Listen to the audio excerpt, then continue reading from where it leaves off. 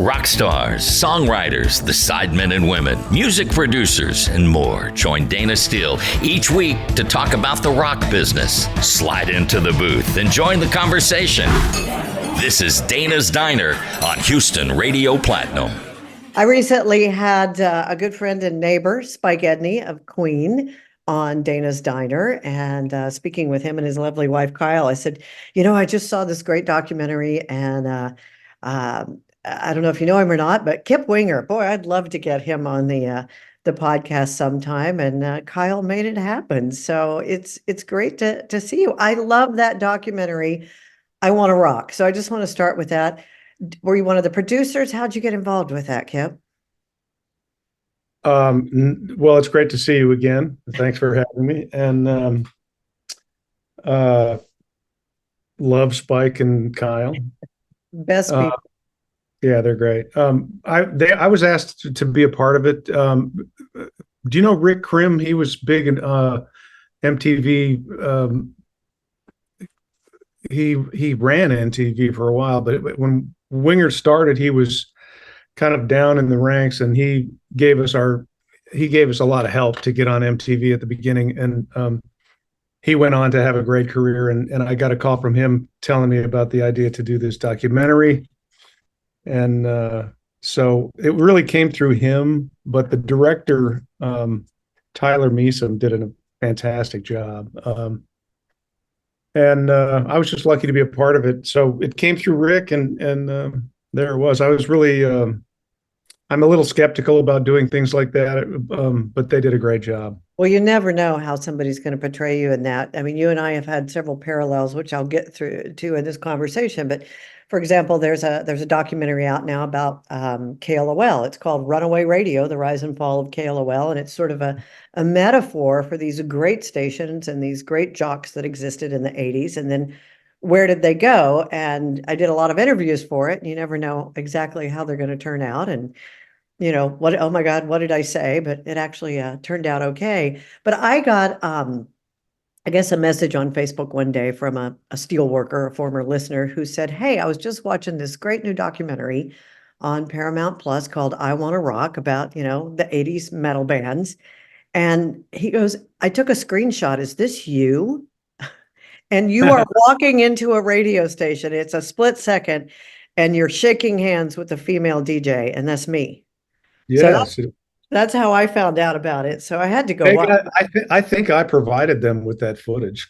You must have, because it would have been, your people taking the movie. So that was a lot of fun to see that.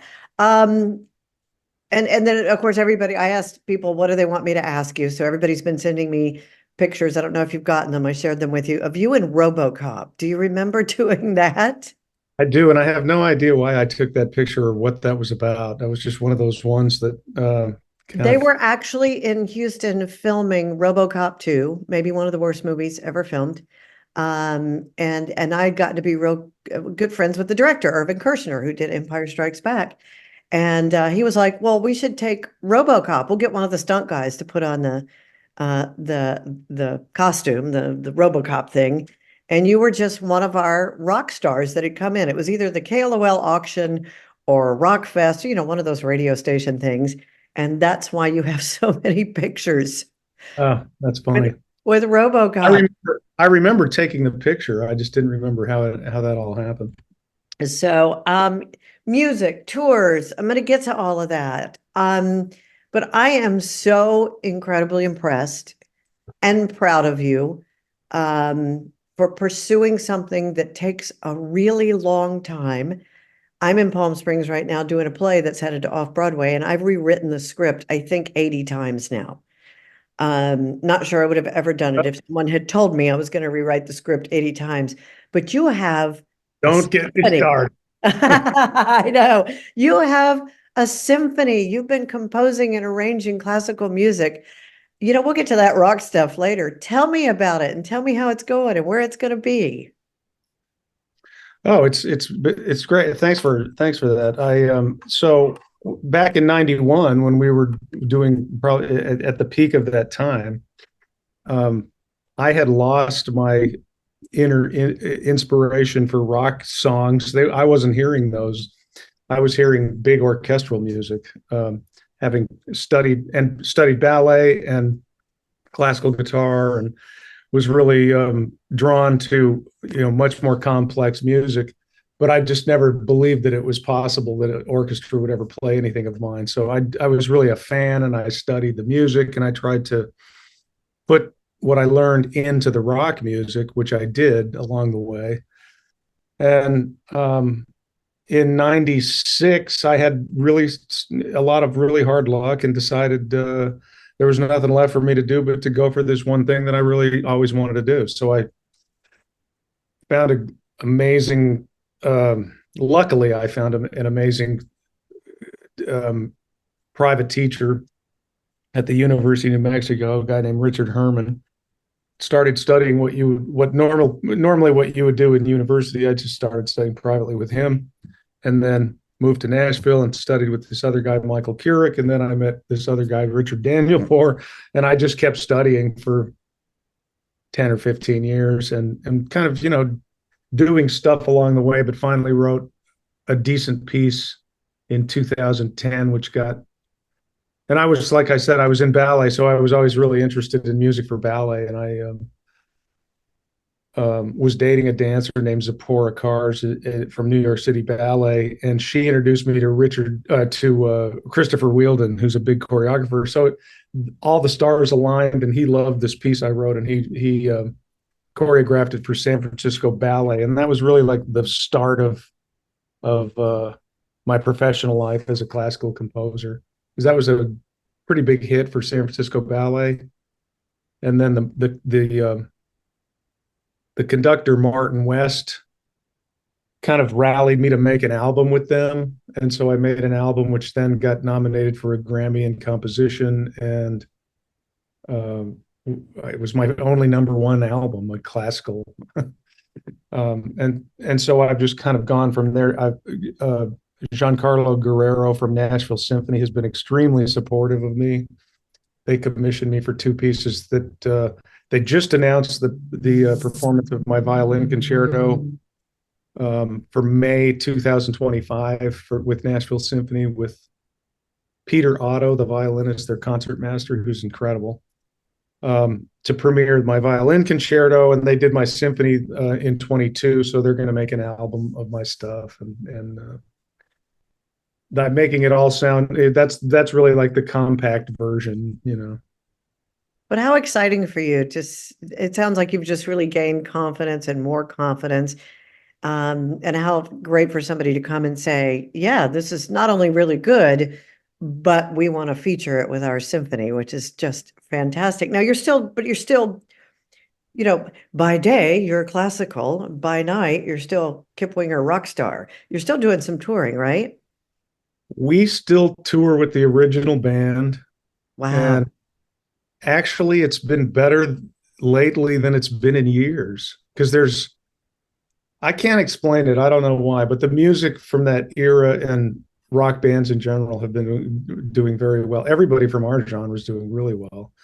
It's because all us old people have the money now. We can afford to come see everybody. Maybe. I don't know. We just put a new record out in May, Winger 7, and it did really, really well. And so we're still doing that. Now, it's not, I'm in this dilemma with my band. Like, I don't have enough time to compose, so I'm kind of going, I don't know, guys, the clock's ticking. I don't know how long I'm going to do the band, because I just want to focus all my time on writing. But having said that, we've got a pretty full schedule. We're taking a couple of months off now, and then from June to the end of the year, we're very busy. And are you going out with anyone else, or is it just Winger? Not really. We do a lot of one-offs with other bands. We play a lot with Tom Kiefer. We just did the Monsters of Rock cruise, which is a blast. Yeah, I saw your pictures on social media. It looked like you guys were having a ball with that. A lot of bands on there. The Darkness came on, Joe Satriani, Ace Frehley. There's always like Y&T, Extreme, bands that we've all known for a long time. And The cruise is a blast. I highly recommend it. Um, and you know, my agent's, bugging me for 2025, but I haven't given him the green light yet. What's really fun about those cruises, I did the Melissa Etheridge cruise, so I was emceeing and doing some stuff like that, is the private room they have for all the artists. I got the biggest kick out of that, just watching people, like fangirl and fanboy on each other, or people who hadn't seen each other for 30 years. Yeah. And, they had guitars and things lying around the green room, as it is. And just watching people just pick up guitars and instruments and just kind of start noodling around with each other. It's fun, man. I mean, I resisted it for a long time. And then I finally did it and I was like, wow, this is great. So we've done it every year for about 10 years. Oh, that's fantastic. Now go back a little bit to what I call it a blip in my career. Again, I said we have these like little things like, you're doing a symphony, I'm doing a play. We both did things at KLOL. It was a secret for a long time, and it got used at the end of the KLOL documentary that I was let go for being pregnant. That's a whole nother story. But it wasn't cool. You had a little blip in your career from a cartoon. Do you Yeah. look back now? I mean, I look back now and go, oh, thank God I got kicked out of the nest. I would probably still be there doing traffic for $5 an hour. Because it's what I'd done since I was 17. But because I got kicked out, I had to reinvent myself. I had to come up with things. I had to do things that I thought I would never pursue ever again. Is it a blessing or a curse when you look back now? Both. I mean, I always knew I would end up doing classical music, so that was a given. This just it's accelerated it. And I'm a big believer in the universe giving you what you need. So maybe I needed that to happen to really accelerate what I'm doing now in the way that it did. But I ain't gonna lie. I mean, it wasn't easy to get through that. We became the laughing stock of the industry, and I was at the scene of the crime because I mean, I was on the t-shirt and the whole Metallica thing and stuff. But, um, so looking back, I mean, it's hard to say, but all I can tell you is I'm right where I need to be right now. So it must have been exactly how it was supposed to happen. In a hotel room with ugly wallpaper, but you're. I'm visiting my dad right now. He's both my parents. They're not together, but they're both 95. So Wow. I don't get to see them a lot. So I'm visiting my dad. Very nice. Very nice. Well, what do you do in your spare time? And I know that's, I always look at people and go, I don't know, rewrite the script again. But what do you do in your spare time? Do you do I, anything, a I, hobby, relax? I was just sitting with my dad at Village Inn, which is where he loves to go. And I was like, Dad, I'm spinning way too many plates, man. I gotta, give me some advice. And because I don't have enough fun. I mean, I love what I do. So I'm not like, oh God, I gotta go have fun. But I don't really have any hobbies. Walking, whatever town I'm in or wherever I am, I'll find a beautiful place to walk. And that's really, I thrive on that, exercising and stuff like that. But I need a hobby that'll just completely be a 180 from what I do. Speaking of what you're doing, I wrote in 2015. I was really craving to do a bigger work, a musical or an opera or something like this. So as I say, the universe comes and reflects to you what you need. I met a guy named Damian Gray, who is a director, and him and I wrote a musical based on the 5 women that Jack the Ripper killed. It's called Get Jack. And it took me 3 years to write the music to that. And, we got readings on Broadway. I mean, and rewrote the thing a million times. And so far, nothing's happened with it. And all of that costs money. That's what I'm always saying. Totally. People are like, you're making so much money off your play. I'm like, no, I'm spending a lot of money. That's what I'm doing. Is your work up and running? Yes, and it's a very long story, but the first person we cast had to drop out. it's a dark comedy about my mom's Alzheimer's. And Oh, the first actress we hired back in November 21 had to step out at the last minute. I had to step in and play myself, which is a lot harder wow. than it sounds. And just like the movies, there was a Broadway producer in the audience, and so we've been doing all the readings, and it's having its California premiere. I'm halfway through. What's the name of it? It's called The Woman in the Mirror, and I'm halfway through. I have a matinee in an hour and 15 minutes. So when I get Oh through, my God, congratulations. That's awesome. Break a leg, man. and That's it's great. oh, I don't love say that. I have fallen off the stage. I have tripped off the stage. They're threatening to wrap me in bubble wrap and just put me in the corner. That's amazing. Kip, it's fun, it's exciting, but yeah, there's a lot of plays and a lot of musicals and a lot of talent out there. So it's just but don't give up. Yeah. I just The keep thing that you said that was so poignant is that it's never finished. no. You're tweaking it until the cows come home. Yeah, and I've got a great director, and it's getting extremely rave reviews. They've I called it a love it. theatrical triumph. They want to take it straight to off-Broadway or London.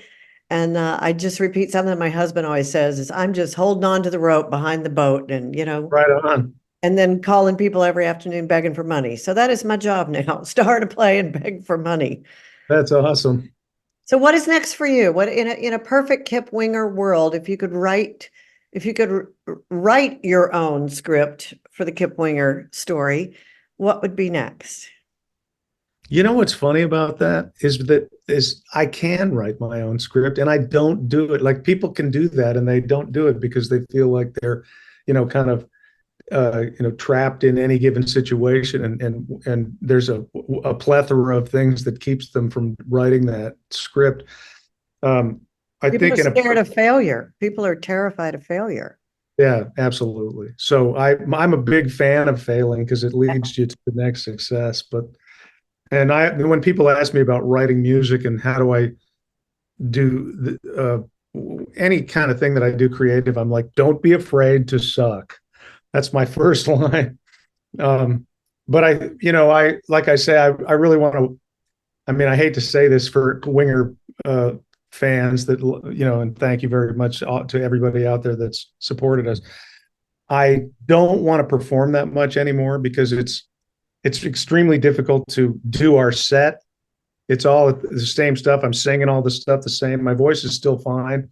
I'd rather end on a high note, but we're still booking gigs, so it's not over yet. But and spend a lot more time in Europe because I feel very inspired over there, and study music. I just want to become a better musician. That's really the thing I really get off on is a coffee on a street in Paris, studying a string quartet and writing music. I'm an easy, like low maintenance. I'm not.